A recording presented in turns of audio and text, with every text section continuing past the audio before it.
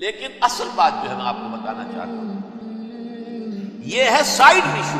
اصل ایشو ہے فلسطین کا جو شروع ہونے والا ہے. بھٹی دہکے گی وہاں. ظاہر بات ہے کہ اگر کوئی بہت بڑا اقدام ہو جاتا ہے فلسطینیوں کے خلاف، اور اگر واقعتاً مسجد اقصیٰ اور قبۃ الصخرہ گرا دیے جاتے ہیں تو طوفان اٹھے گا عالم عرب میں.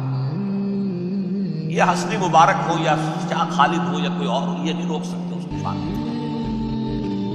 نوجوان خون اٹھے گا، غیرت اور جو بھی اہمیت ہے.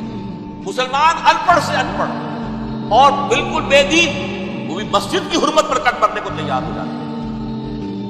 مسجد تو بنا دی شب بھر میں ایمان کی حرارت والوں نے، من اپنا پرانا پاپی ہے، برسوں میں نماز ہی کرنا سکتا. وہ چاہے کانپور کی مسجد تھی مسلمانوں نے جانے دی، چاہے وہ شہید گنج کی مسجد تھی مسلمانوں نے جانے دی، چاہے نماز نہ پڑھتے ہو.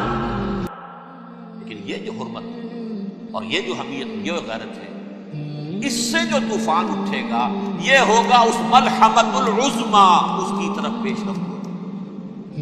کتاب الملاحم سے احادیث کے حوالے سے کہ جن جنگوں کا حوالہ دیا حضور نے، پیشن گوئی کی ہے، اس کا نقطہ آغاز تھا خلیج کی جنگ.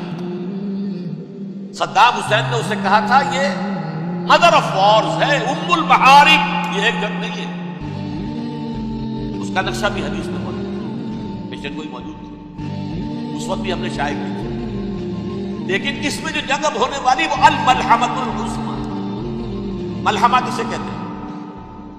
لحم گوشت کو کہتے ہیں، اور قصائی کی دکان کو عربی میں ملحم کہتے ہیں، جہاں گوشت کے ٹکڑے کیے جاتے ہیں. آج کل مشینوں سے ہوتے ہیں، اب جو ہے وہ ہاتھ سے چھریوں سے نہیں ہوتے، لیکن ٹکڑے ہو رہے ہوتے ہیں، جسموں کے چیتڑے اڑ رہے ہوتے ہیں. ملحمہ، یہی لفظ استعمال کیا تھا حضرت سعد ابن عبادہ نے رضی اللہ تعالی عنہ یوم فتح مکہ. ان کے دل میں تھا کہ اب ہم انتقام لیں گے ان عربوں سے، ان قریش سے. الیوم یوم الملحمہ، الیوم یوم الملحمہ، یہ کہتے ہوئے جا رہے تھے. ایک خاص کیفیت، آج ہے گوشت کے ٹکڑے اڑانے کا دن. حضور سے کہا کہ جا کر کے سعد کو یہ کہہ رہے ہیں الیوم یوم الملحمہ، یوم یوم الملحمہ.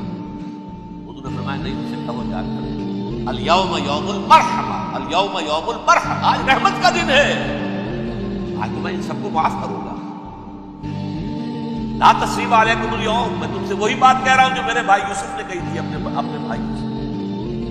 اذهبوا فانتم الطلقاء، جاؤ تم سب کے سب آزاد. وہ ملحمہ ہے جس کو کہ حضور نے حضرت معاذ بن جبل رضی اللہ تعالیٰ عنہ سے روایت ہے، اس میں سے جو ابو داؤد میں روایت آئی ہے اس میں الملحمۃ العظمیٰ، عظمیٰ مؤنث ہے اعظم کا. آپ کہتے ہیں جنگ عظیم اول، جنگ عظیم دو. عظیم کا باپ ہو گیا اعظم، سب سے بڑا، اور اس کا مؤنث ہے سب سے بڑی، عظمیٰ. الملحمۃ العظمیٰ، سب سے بڑی لڑائی. میرے نزدیک یہ وار کے معنی میں نہیں ہے، بیٹل کے معنی میں.